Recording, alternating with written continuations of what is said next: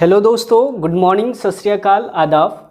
मैं दीपक sir ideal education के YouTube channel पे आप सबों का वेलकम करता हूं। हम लोग क्लास 12 के पॉलिटिकल साइंस को पढ़ रहे थे। इसी क्रम में हम पहला चैप्टर शीत युद्ध के बहुत सारे वीडियो को पढ़ चुके हैं। अभी हम पढ़ेंगे गुट निरपेक्ष आंदोलन, नॉन अलाइंड मूवमेंट। गुट निरपेक्ष आंदोलन को पढ़ेंगे। ये बहुत ही महत्वपूर्ण टॉपिक है क्योंकि हर साल इससे 6 मार्क्स के क्वेश्चन बनते हैं।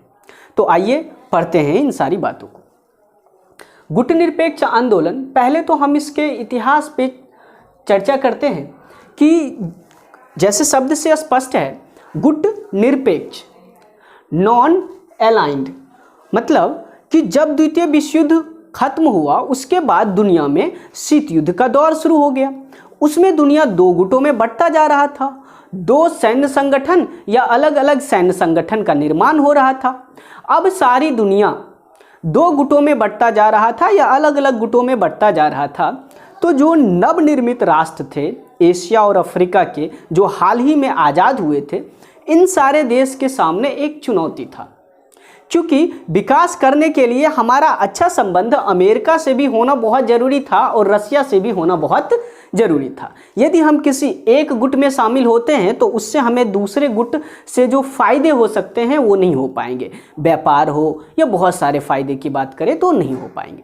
इसके लिए कुछ नवनिर्मित राष्ट्र जैसे भारत है, इंडोनेशिया है, ये सारे कुछ नवनिर्मित राष्ट्र एशिया और अफ्रीका के, भारत, इंडोनेशिया, ये सारे देशों ने सोचा कि क्यों ना हम लोग दोनों सैन्य संगठन या सैन्य संगठन से अलग रहें, हम किसी महाशक्ति का पिछलग्गू नहीं बने। इसी के लिए गुट निरपेक्ष आंदोलन की शुरुआत हुआ। और पहले हम समझते हैं गुट निरपेक्षता का अर्थ।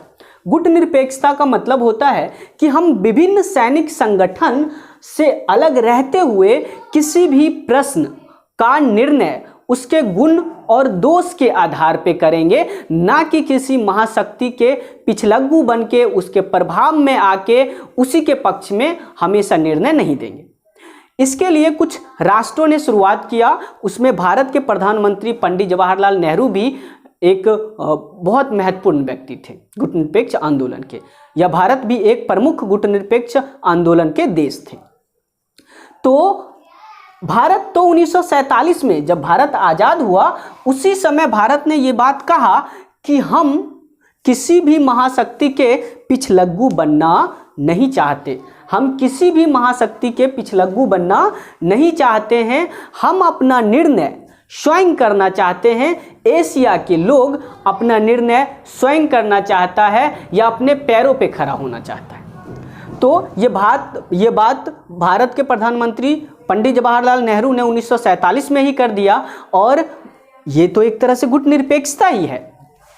अगली बात कर ले तो 1955 में इंडोनेशिया की राजधानी बांडुंग, जो कि इंडोनेशिया की राजधानी है, बांडुंग सम्मेलन हुआ था। वहाँ पे बांडुंग इंडोनेशिया के राष्ट्रपति सुकरानो ने 29 एशिया और अफ्रीका के देशों का बैठक बुलाया और इसमें इस बात पे डिस्कस किया कि हम लोगों को गुट निरपेक्ष रहना चाहिए। हमें किसी महाशक्ति के पीछे चलने की ज़रूरत नहीं है। हमें जो भी आर्थिक या विदेश नीति बनानी है वो हमें खुद अपने अनुसार बनाने हैं।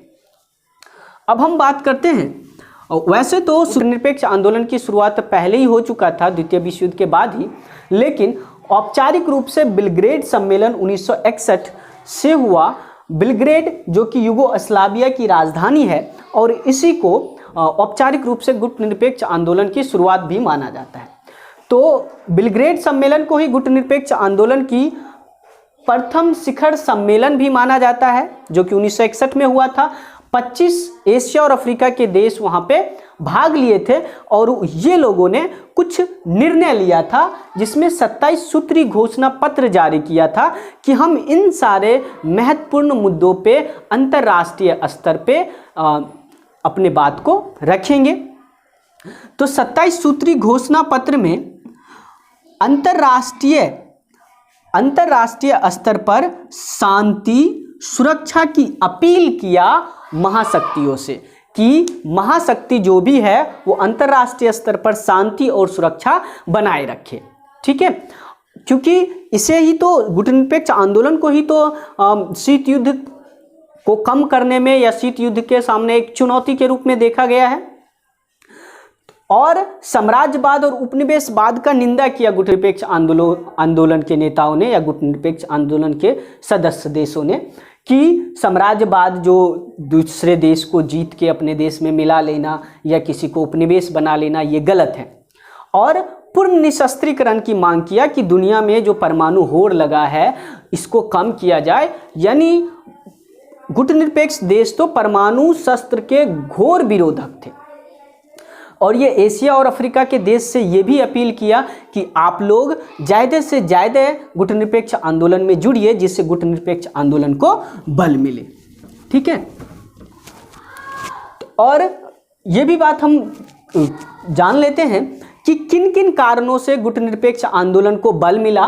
तो शीत युद्ध के कारण, क्योंकि शीत युद्ध के समय में बहुत सारे सैनिक संगठन बनते जा रहे थे, ठीक है, और तृतीय विश्व युद्ध का खतरा मंडराते जा रहा था। ये सारे चीज भी गुटनिरपेक्ष आंदोलन को बढ़ावा देने में अहम भूमिका निभाया।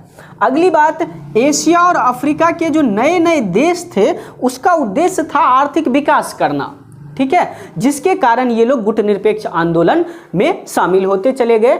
और महत्वपूर्ण बात, जो भी गुटनिरपेक्ष आंदोलन के सदस्य देश थे उसके बीच में अच्छी मैत्री भी थी। ठीक है, गुटनिरपेक्ष आंदोलन के सदस्य देश में अच्छी मैत्री भी थी, यहाँ तक कि नेहरू, नासिर और मार्शल टीटो में बहुत अच्छी मैत्री संबंध था, जिसके कारण भी गुटनिरपेक्ष आंदोलन को मजबूती मिला। अब हम बात करेंगे कि गुटनिरपेक्ष आंदोलन के उद्देश्य क्या थे। तो गुटनिरपेक्ष आंदोलन का उद्देश्य वही था कि अंतर्राष्ट्रीय स्तर पे शांति बहाल किया जाए, अंतर्राष्ट्रीय स्तर पे सभी देशों को सुरक्षा दिया जाए, साम्राज्यवाद उपनिवेशवाद का विरोध किया जाए, साम्राज्यवाद और उपनिवेशवाद जो बढ़ता जा रहा है इसको कम किया जाए, पूर्ण निशस्त्रीकरण हो, परमाणु हथियार पे नियंत्रण रखा जाए जिससे विश्व की मानव सभ्यता सुरक्षित रह पाए, और नस्ल के आधार पे जो अफ्रीका में, अमेरिका में भेदभाव हो रहा है, इन सारे चीज़ों पे नियंत्रण पाया जाए, या नस्लीय भेदभाव, रंग के आधार पे जो भेदभाव है उसका अंत हो। संयुक्त राष्ट्र संघ जो प्रयास कर रहा है विश्व में शांति लाने की, तो संयुक्त राष्ट्र संघ के प्रयास में सहयोग देना भी उद्देश्य रखा। और नई अंतर्राष्ट्रीय आर्थिक व्यवस्था की स्थापना करना, यह भी गुटनिरपेक्ष आंदोलन का एक उद्देश्य था। पर्यावरण का संरक्षण करना, क्योंकि परमाणु हथियार के उपयोग से पर्यावरण को बहुत हानि होता है, तो इन सारी चीज़ों पे जोर दिया जाए और विश्व को सहयोग दिया जाए, आर्थिक विकास किया जाए, इन सारी बातों पे जोर दिया गया गुटनिरपेक्ष आंदोलन में, और ये सब गुटनिरपेक्ष आंदोलन के उद्देश्य रहे। अब हम बात करते हैं, कुछ महत्वपूर्ण बात है कि गुटनिरपेक्ष आंदोलन के जन्मदाता किसे मानते हैं, ये आपको ऑब्जेक्टिव में पूछ देगा। तो गुटनिरपेक्ष आंदोलन के जन्मदाता भारत के प्रधानमंत्री नेहरू, पंडित जवाहरलाल नेहरू, और मिस्र के राष्ट्रपति अब्दुल नासिर, और युगोस्लाविया के राष्ट्रपति मार्शल टीटो को माना जाता है। तो गुटनिरपेक्ष आंदोलन के जन्मदाता नेहरू, नासिर और टीटो को माना जाता है। यदि हम संस्थापक की बात करें कि गुटनिरपेक्ष आंदोलन के संस्थापक देश या संस्थापक कौन थे, तो सुक्रानो जो कि इंडोनेशिया के राष्ट्रपति थे, और श्री एनक्रुमा जो कि घाना के राष्ट्रपति थे, इन दोनों को गुटनिरपेक्ष आंदोलन के संस्थापक माना जाता है। ठीक है, अब हम बात करते हैं गुटनिरपेक्ष आंदोलन के विकास का।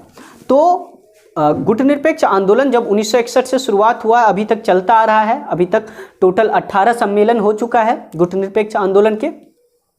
तो गुटनिरपेक्ष आंदोलन के विकास पे चर्चा करें तो गुटनिरपेक्ष आंदोलन में जो भी गुटनिरपेक्ष देश शामिल है उसके नेता को हर 3 वर्ष का समय रहता है, उसमें 3 वर्ष में अध्यक्ष बनाए जाते हैं। किसी भी देश को जो गुटनिरपेक्ष देश में गुटनिरपेक्ष आंदोलन में शामिल हैं उसे अंतर्राष्ट्रीय स्तर पे समस्याओं को समाधान करने का भी एक मौका दिया जाता है।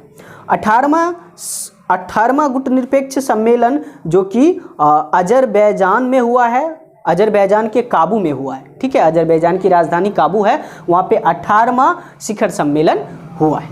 ठीक है, 2019 में ही हुआ था ये। अब इस शिखर सम्मेलन में बेसिकली आतंकवाद, जलवायु, सुरक्षा, मानवाधिकार, इन सारे मुद्दों पे कैसे एक मत होके इन सारी समस्याओं का समाधान किया जाए, इन्हीं सारी चीज़ों पे चर्चा की जाती है। ठीक है, तो 12वां शिखर सम्मेलन भारत में हुआ था, तो आप ये बात भी ध्यान रखिएगा। तो मैं उम्मीद करता हूँ कि आपको ये गुटनिरपेक्ष आंदोलन समझ में आया।